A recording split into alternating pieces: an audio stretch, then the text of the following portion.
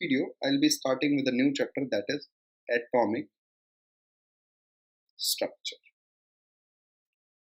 ये modern physics का important part है और आईटी या नीट में इस चैप्टर से काफ़ी ज़्यादा क्वेश्चंस पूछे जाते हैं, तो काफ़ी इम्पोर्टेंट चैप्टर है ये। बाकी अगर बोर्ड एग्जाम्स की बात करें उसके लिहाज से भी काफ़ी इम्पोर्टेंट चैप्टर है। अब देखिए, एटॉमिक स्ट्रक्चर में हमने लास्ट ईयर भी क्लास 11th में केमिस्ट्री में बहुत सारे कॉन्सेप्ट हम देख लेते हैं। उन्हीं कॉन्सेप्ट्स को यहाँ पर भी देखेंगे, तो कोई खास नहीं है अगर आपने क्लास 11th में अच्छे से एटॉमिक स्ट्रक्चर पढ़ा हुआ है। सो ये समझिए उसी का एक रिवीजन है ये, वही सारी की सारी चीज़ें यहाँ पर लौटते हुए दिखेंगी तो एटॉमिक स्ट्रक्चर। तो बात करते हैं हम एटम्स की। सो बेसिक बेसिक सी बातें मैं यहाँ पे कुछ करूँगा नहीं, जैसे एटम के अंदर प्रोटॉन होता है, ठीक है, वह न्यूक्लियस के अंदर न्यूट्रॉन होता है और चारों तरफ इलेक्ट्रॉन्स घूमते रहते हैं। तो ये सारी बातें मैं यहाँ पे बिल्कुल भी नहीं करूँगा, क्योंकि ये बातें क्लास 11th में एटॉमिक स्ट्रक्चर जब आप केमिस्ट्री में पढ़ते हो तो ये सारी चीज़ें आपको वहाँ पे पढ़ाई जाती है, ठीक है। अब मैं यहाँ पे देखिए क्या बात करता हूँ, यहाँ पे हम लोग स्टार्ट करेंगे स्ट्रिक्टली फ्रॉम बोर्स मॉडल। हम लोग जो चैप्टर स्टार्ट करेंगे वो स्टार्ट करेंगे बोर्स मॉडल से, ठीक है भाई, कि बोर्स मॉडल क्या होता है, वहाँ से हम हमारा ये चैप्टर स्टार्ट होगा। अब देखिए, बोर्स मॉडल में एक्चुअली में 3 पोस्टुलेट्स थे। अब इनके पोस्टुलेट्स की बात कर रहे हैं, जो इन्होंने एजम्पशन किया था अपने मॉडल में एटॉमिक स्ट्रक्चर को लेके, उसकी बात कर रहे हैं। सबसे पहले बात किया था उन्होंने कि जो एटम होता है, एटम एटम में इलेक्ट्रॉन्स जो होते हैं, इलेक्ट्रॉन्स वो न्यूक्लियस के चारों तरफ स्टेशनरी ऑर्बिट में सर्कुलेट करते हैं, ठीक है। न्यूक्लियस के चारों तरफ स्टेशनरी ऑर्बिट में सर्कुलेट करते हैं। तो electrons revolves around nucleus in certain stationary orbits, ठीक है, स्टेशनरी ऑर्बिट्स। अब जैसे मान लीजिए मैं, ये हमारा एक ऑर्बिट होगा, ये स्टेशनरी ऑर्बिट होगा, ऐसे कुछ और इलेक्ट्रॉन होंगे जो इस तरीके से कुछ सर्कुलेट कर रहे होंगे यहाँ पे, ठीक है। अच्छा, एक और चीज़ है, जो बोर मॉडल होता है ना, सिंगल इलेक्ट्रॉन स्पेसिस के लिए एप्लीकेबल होता है। सिंगल इलेक्ट्रॉन स्पेसिस मतलब ऐसे एटम्स के लिए एप्लीकेबल होगा जिसमें एक ही इलेक्ट्रॉन, उसी के लिए एप्लीकेबल होगा। तो जो बोर मॉडल है वो सिंगल इलेक्ट्रॉन स्पेसिस के लिए एप्लीकेबल होगा। तो जो इलेक्ट्रॉन होगा वो रिवॉल्व करेगा न्यूक्लियस के अराउंड स्टेशनरी ऑर्बिट में। चलिए, अब इससे रिलेटेड एक थोड़ा मैथमेटिकल एनालिसिस ले लेते हैं। जैसे मान लीजिए ये हमारा भाई क्या है, न्यूक्लियस, ठीक है, और यहाँ पे इलेक्ट्रॉन है, वो एक्चुअली में इस न्यूक्लियस को ऑर्बिट कर रहा है, ठीक है।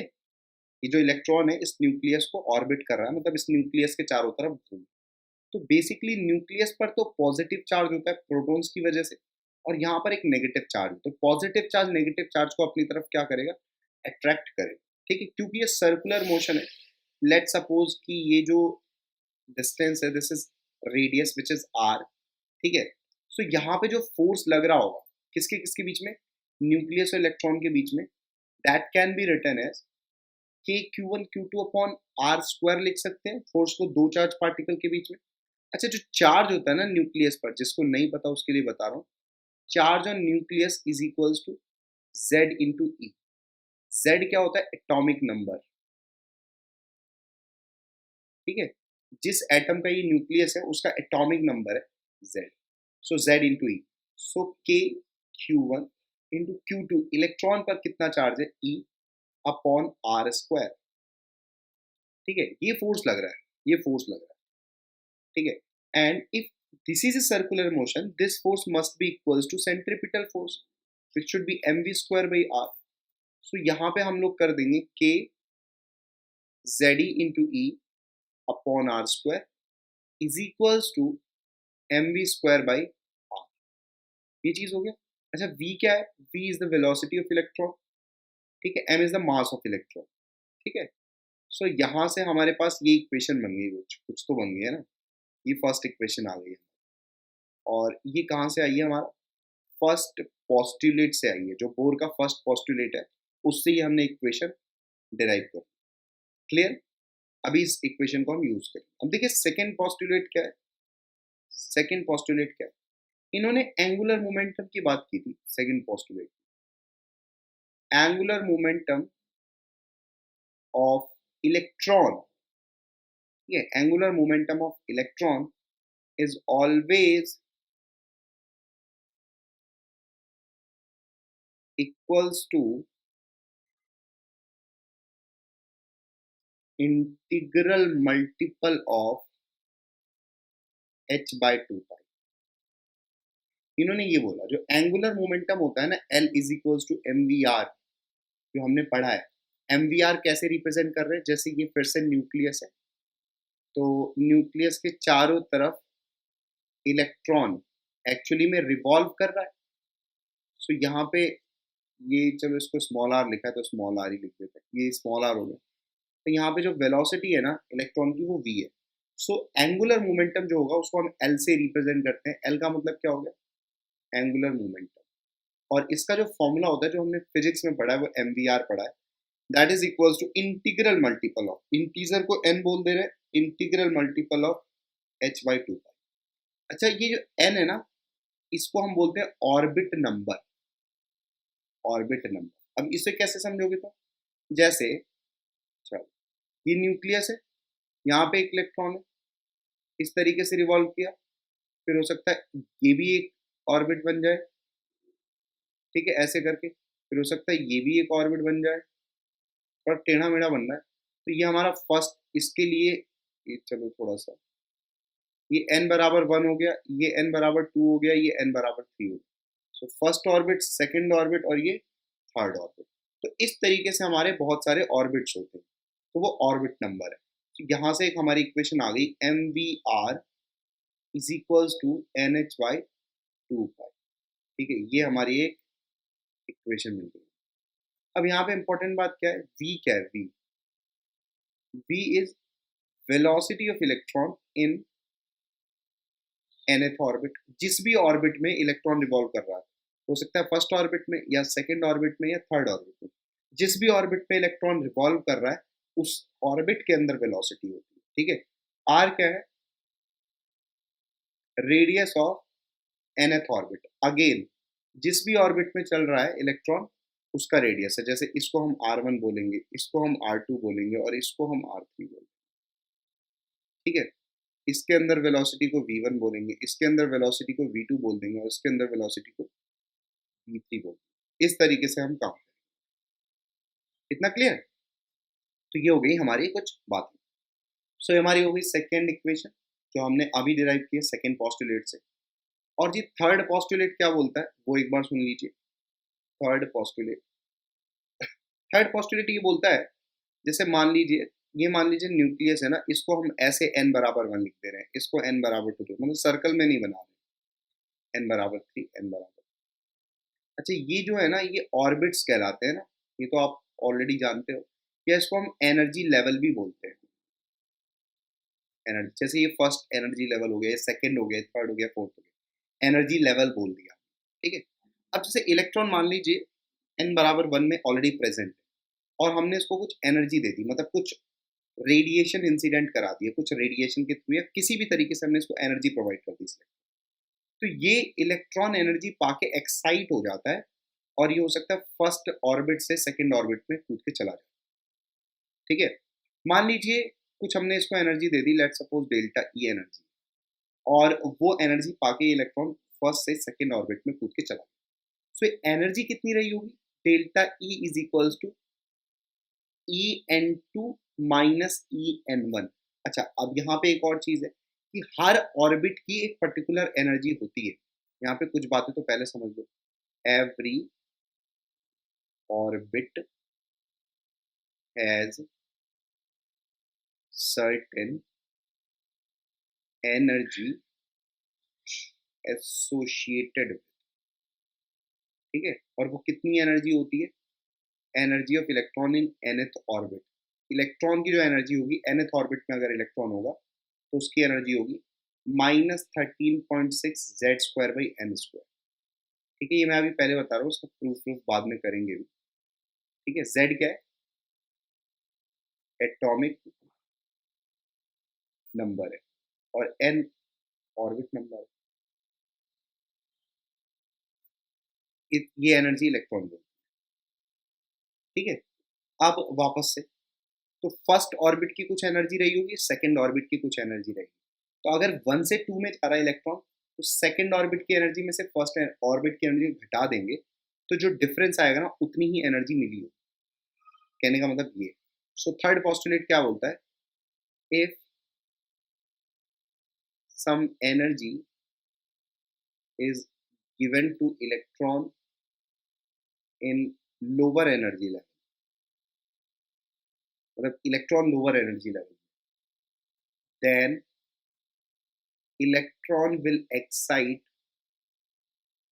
and it will move to higher energy level। ठीक है, कहने का मतलब सिंपल सा। अच्छा, एनर्जी एब्जॉर्ब्ड, मान लीजिए एनर्जी मिल रही है इलेक्ट्रॉन को, तो उसको हम एनर्जी एब्जॉर्ब्ड बोलेंगे, और ये क्या हो जाएगा, En2 माइनस En1। ठीक है, इलेक्ट्रॉन कहाँ से जा रहा है, N1 से N2 में जा रहा है, मतलब N1 हमारा लोअर एनर्जी लेवल है, और N2 क्या है, हायर एनर्जी लेवल है। इतना समझ में आ गया, ओके। अब मान लीजिए ऐसा हो सकता है कि ये न्यूक्लियस है, ये n=1, ये n=2, और ये n, मान लीजिए इलेक्ट्रॉन n=3 में है, और देखिए हायर ऑर्बिट में इलेक्ट्रॉन कभी भी रहना नहीं चाहता, जो भी हायर ऑर्बिट्स होते हैं, तो वो क्या करता है, कूद के नीचे आ जाता है। तो जब भी इलेक्ट्रॉन हायर ऑर्बिट से लोअर ऑर्बिट में आएगा, तो वो कुछ एनर्जी रिलीज करेगा। ठीक है, जैसे 3 से 2 में आ रहा है, तो एनर्जी रिलीज्ड कितनी हो जाएगी यहाँ पे, अगर मैं बात करूँ एनर्जी रिलीज की, तो E3 माइनस E2 हो जाएगी, अगर वो सेकंड थर्ड से सेकंड में आ रहा है कूद के। तो यहाँ पे if electron is moving from, if electron is moving from higher orbit, higher energy level to lower orbit, then energy will be energy will be released, energy क्या होगी, रिलीज हो जाएगी। गॉट इट, एनर्जी क्या हो जाएगी, release हो जाएगी उस केस में, जैसे। और डेल्टा ई रिलीज क्या हो जाएगा यहाँ पे, अगर मैं लिखना चाहूँ, so it will be En2 minus En1। हमेशा जो एनर्जी घटाएंगे वो हायर ऑर्बिट में से लोअर ऑर्बिट की घटाएंगे, जैसे इलेक्ट्रॉन्स N2 से N1 में आ, ठीक है, N1 क्या है हमारा, लोअर ऑर्बिट है, और N2 क्या है, ये हायर ऑर्बिट है। ओके, सो आसान सी बात है ये, कुछ है नहीं दिक्कत इसमें। ठीक है, तो यहाँ से ये हो गया एक फॉर्मूला, और ये हो गया फॉर्मूला। अगर मैं तीनों पॉस्टुलेट्स को एक साथ रखूं, सो फर्स्ट पॉस्टुलेट जो है हमारा, वो क्या है, mv² r is equals to kz² r²। ठीक है, एक तो ये पॉस्टुलेट हो गया हमारा। सेकंड पॉस्टुलेट क्या है, mvr is equals to nh/2π। ठीक है, और थर्ड पॉस्टुलेट क्या है, delta E is equals to En2 minus En। ये हमारे तीन पॉस्टुलेट है। अच्छा, ये एनर्जी एब्जॉर्ब भी हो सकती है या रिलीज भी हो सकती है, कैसी भी एनर्जी हो सकती है, ये डिपेंड करेगा कि हायर से लोअर में आ रहा है कि लोअर से हायर में जा रहा है। ठीक है, अच्छा कुछ टर्म्स भी होते हैं, जैसे कुछ टर्म सीख लो, जैसे मान लीजिए न्यूक्लियस है, ये हमारा n=1 है, n=2, सो जो फर्स्ट लेवल होता है उसको हम बोलते हैं ग्राउंड स्टेट, है ना। मतलब n बराबर 1 जो ऑर्बिट है ना, इसको हम बोलेंगे ग्राउंड स्टेट, या हम इसको बोलते हैं बोर्स ऑर्बिट। क्या बोल देते हैं? बोर्स ऑर्बिट भी। और ये जो n बराबर 2 है ना, इसको हम बोलेंगे excited state. Excited excited state बोल देंगे। कौन सा एक्साइटेड स्टेट है ये? First excited state. तो जैसे n बराबर 3 है, तो ये हमारा कौन सा एक्साइटेड स्टेट हो जाएगा? Second excited state. ठीक है भाई। So first excited state, second excited state, इसकी भी हम लोग बातें करते हैं। तो इस तरीके से हमारे पास ये 3 पोस्टुलेट्स आ गए, जिनको हम आगे फर्दर यूज करेंगे। अब जैसे हम फर्स्ट पोस्टुलेट और सेकंड पोस्टुलेट का यूज करके कुछ फॉर्मूले यहाँ पे डिराइव करना चाहिए। जैसे m we square by r is equals to k Z E square by r square, ये है। और एक है M we r by n, m we are is equals to N H by 2। ठीक है। तो यहाँ से अगर मैं इसको कट कर दूँ, तो मेरे को जो आर मिल जाएगा यहाँ पे आर, ठीक है, आर जो मिलेगा वो मिलेगा के Z E square upon M we square, ये मिले, है ना। और जो आर का वैल्यू है वो यहाँ पे कितना है? आर का जो वैल्यू है वो कितना है? एन एच बाई 2 पाई, ये हो गया अपॉन एम वी। ठीक है, अपॉन एम वी। तो यहाँ से अगर मैं इन दोनों को सॉल्व करूँ, तो ये एम वी तो कट गया इससे, तो मेरे पास यहाँ से v मिल जाएगा मुझे, v ऐसे, ये इधर जाएगा के जेड ई square into 2 pi upon N H into V. ठीक है, ये मिल गया। यहाँ से ये मुझे v का फॉर्मूला मिल गया। अब इस v के फॉर्मूले में के जेड ई सब रखूंगा ना, तो मुझे यहाँ से क्या मिल जाएगा? मुझे मिल जाएगा v का वैल्यू। ठीक है, देखो कैसे मिल जाएगा, ध्यान से सुनिए। मेरे पास कांस्टेंट क्या है? के कांस्टेंट है, ई स्क्वायर कांस्टेंट है, 2 पाई कांस्टेंट है, एन तो कांस्टेंट नहीं है, एच कांस्टेंट है, वी वी वी नहीं आएगा यहाँ पे, है ना, वी नहीं आएगा। तो यहाँ से अगर मैं सब वैल्यू वैल्यू रखूँ, तो मुझे जो फॉर्मूला मिलता है वो मिलता है 2.18 इंटू 10⁶, ठीक है, into Z by N, meter per second. तो ये हो गया वेलोसिटी का फॉर्मूला। ये कौन सा वेलोसिटी है? Velocity of electron in nth, ये हमारे पास एक फॉर्मूला है। मतलब वेलोसिटी ऑफ इलेक्ट्रॉन जो nth ऑर्बिट में होता है, डायरेक्टली प्रोपोर्शनल टू जेड और इनवर्सली प्रोपोर्शनल टू एन होता है। तो ये एक हमारे पास पहला फॉर्मूला है। ठीक है, आई थिंक इसमें कोई भी डाउट नहीं होगी आपको। ठीक, ये जो v का वैल्यू निकला है 2.18 इंटू 10⁶ इंटू जेड बाई, ठीक है। अब एक्चुअली में अगर मैं ये v का वैल्यू यहाँ वाले एक्सप्रेशन में रखूँ, मतलब M we are is equals to N H by 2 pi, ये मेरे को मालूम है, M we are is equals to N H by 2 pi. ठीक है, तो v का वैल्यू यहाँ पे रख देंगे तो r का वैल्यू मेरे को फाइंड आउट हो जाएगा। ठीक है, r का वैल्यू क्या आ जाएगा? एन एच बाई 2 पाई, ठीक है, इन टू एम वी। और यहाँ पे N H by 2 pi into M into V, V का जो वैल्यू है तो यहाँ पे निकल गया के जेड ई square into 2 pi upon N h. तो ये आ गया के जेड ई square into 2 pi upon N h, ये आ गया। ठीक है, तो यहाँ से जो आर का वैल्यू अपने को मिलने वाला है N square H square upon 2 pi, यहाँ भी है 2 पाई यहाँ भी है, तो ये हो गया 4 पाई का होल स्क्वायर, सॉरी 2 पाई का होल स्क्वायर। ओके, 2 पाई का होल स्क्वायर इंटू एम, ये आ गया, इंटू के जेड ई स्क्वायर। ठीक है, सो ये मेरा रेडियस का वैल्यू निकल गया। मतलब रेडियस जो है वो डायरेक्टली प्रोपोर्शनल टू किसके हो जाएगा? एन स्क्वायर के डायरेक्टली प्रोपोर्शनल हो जाएगा अपॉन जेड के। ठीक है, इनवर्सली प्रोपोर्शनल, मतलब डायरेक्टली प्रोपोर्शनल तो एन स्क्वायर के हो गया, inversely proportional Z square Z के हो गया।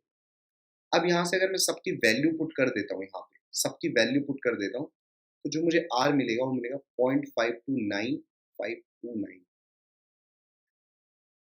This is 0.529 into N square by Z, ये एंगस्ट्रॉम में वैल्यू है। तो यहाँ से मेरा ये आ गया रेडियस का एक्सप्रेशन। ठीक है, सो ये रेडियस का फॉर्मूला आप याद कर लीजिए। ये रेडियस किसका है? Radius of nth orbit. Radius of nth orbit का ये रेडियस। वेलोसिटी का फॉर्मूला मैंने ऑलरेडी बता दिया, 2.18 into 10⁶ into Z by meter per second. ठीक है, ये हमारा वेलोसिटी का फॉर्मूला हो गया। सो दो फॉर्मूले हमारे पास हो गए, velocity of electron in nth orbit and radius of electron in nth orbit या रेडियस ऑफ nth ऑर्बिट।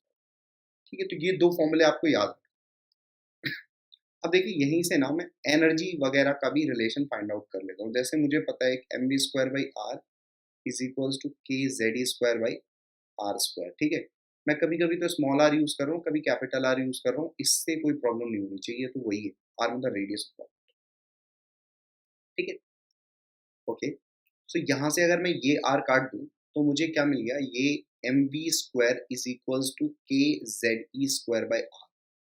ठीक है, ये mv² क्या होता है, this is 2 times kinetic energy, है ना। इलेक्ट्रॉन अगर v वेलोसिटी से रिवॉल्व कर रहा है तो उसकी काइनेटिक एनर्जी कितनी हो जाएगी, half mv²। So 2 times of kinetic energy kze² upon R, ये हो गया। सो यहाँ से जो काइनेटिक एनर्जी का एक्सप्रेशन आ गया वो आ गया kze² अपॉन 2r। ये हमारा काइनेटिक एनर्जी का एक्सप्रेशन। ठीक है, अब एक चीज और मालूम होनी चाहिए तुम्हें, ये न्यूक्लियस है और यहाँ पे एक इलेक्ट्रॉन जो इस तरीके से न्यूक्लियस के चारों तरफ रिवॉल्व कर रहा है। ठीक है, यहाँ तो एक्चुअली में कोई, जैसे इसके ऊपर चार्ज कितना है z इंटू ई, तो एक चार्ज Q1 है और एक चार्ज Q2 है और दोनों r डिस्टेंस पर रखे हैं। तो इस सिस्टम की जो पोटेंशियल एनर्जी होती है वो हमने इलेक्ट्रोस्टैटिक चैप्टर में पढ़ी होती है, that is k Q1 Q2 upon r। ठीक है, सो वही वाली चीज है। तो यहाँ पे ये जो सिस्टम की पोटेंशियल एनर्जी होगी ना, वो कितनी हो जाएगी, k Q1 which is z into E, Q2 e upon r। ठीक है, सो ये आ गया kze² बाई आर, ये पोटेंशियल एनर्जी आ गया। तो यहाँ पे ये kze² अपॉन आर, तो ये क्या हो जाएगा, पोटेंशियल। मतलब पोटेंशियल एनर्जी का जो फॉर्मूला हो जाएगा वो क्या हो जाएगा, kze² बाई आर। ये nth ऑर्बिट ले लें तो यहाँ पे रेडियस ऑफ nth ऑर्बिट, ये पोटेंशियल एनर्जी हो गई इलेक्ट्रॉन के nth ऑर्बिट में। और काइनेटिक एनर्जी का फॉर्मूला हमें मालूम है कि ze² अपॉन 2r, ये हमने अभी पढ़ा ही के ze²। तो यहाँ पे एक्चुअली मैं इसको अगर ये 2 यहाँ ले ले जाता हूँ, ठीक है। अच्छा एक और चीज़ है, यहाँ पे ये जो पोटेंशियल एनर्जी आएगा ये नेगेटिव में आएगा। क्यों नेगेटिव में आएगा, क्योंकि ये जो इलेक्ट्रॉन है ना, इसका जो चार्ज है वो तो नेगेटिव में है ना, माइनस ई है। तो बेसिकली ये जो पोटेंशियल एनर्जी विद साइन आएगा वो तो नेगेटिव में ही आएगा। क्लियर, ये नेगेटिव पर। सो यहाँ पे अगर मैं ले जाऊँ तो 2 टाइम्स ऑफ काइनेटिक एनर्जी क्या हो जाएगा, kze² by r, and this can be written as minus of potential energy. So यहाँ पे एक फॉर्मूला और बन गया, 2 times kinetic energy is equals to minus of potential energy. ठीक है, ये एक फॉर्मूला बन गया। अच्छा अगर मैं टोटल एनर्जी लिखना चाहूँ वो तो क्या हो जाएगा, kinetic energy plus potential energy, है ना। और पोटेंशियल मतलब kinetic energy plus potential energy कितना लिखोगे, -2 टाइम्स ऑफ काइनेटिक एनर्जी। ठीक है, तो ये कितना हो जाएगा, minus of kinetic energy total energy. So कहीं ना कहीं आपको क्या क्या याद रखना है, टोटल एनर्जी होता है माइनस ऑफ काइनेटिक एनर्जी, एक तो ये फॉर्मूला हो गया। ठीक है, और दूसरा फॉर्मूला क्या हो गया, 2 times of kinetic energy is equals to minus of potential. एक ही, तो ये दो फॉर्मूले और हो गए आपको जो याद रखना। ठीक है, और total energy in nth orbit तो मैंने आपको बताया, E N is equals to -13.6 z² by N square, ये इलेक्ट्रॉन वोल्ट में एनर्जी। ये तो फॉर्मूला मैंने ऑलरेडी बताया, आपको याद रखना। वैल्यू वगैरह पुट करेंगे तो ये फॉर्मूला आ जाएगा। ठीक है, सो टोटल एनर्जी अगर मालूम हो गया तो काइनेटिक एनर्जी तो पता ही है हमें, यहाँ से देख लो, माइनस ऑफ टोटल एनर्जी। ठीक है, so this should be 13.6 z² by N square electron volt, ये हो जाएगा काइनेटिक एनर्जी। काइनेटिक एनर्जी में बस माइनस हटा देंगे टोटल, तो टोटल एनर्जी का वैल्यू हो गया और ये काइनेटिक एनर्जी का वैल्यू हो गया।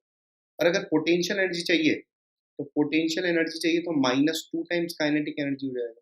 सो -2 इंटू काइनेटिक एनर्जी कितना है, 13.6 z² बाई एन स्क्वायर, इतना इलेक्ट्रॉन वोल्ट आ जाएगा, ये पोटेंशियल एनर्जी आ जाएगा इस तरीके से। तो ये सारी वैल्यूज आपको एकदम अच्छे से याद रखनी है, किसका फॉर्मूला क्या है। ठीक है, प्रॉपरली आप लिखिए और इन सारी वैल्यूज़ को आप एकदम दिमाग में बैठा लीजिए। इतना ठीक है? आई थिंक इसमें तो कोई दिक्कत है नहीं। Very good. तो यहाँ से यहाँ तक हमने ऑलमोस्ट बहुत सारे फॉर्मूले देख लिए हैं, अब कुछ क्वेश्चन देख लेते हैं इसके ऊपर और फिर आगे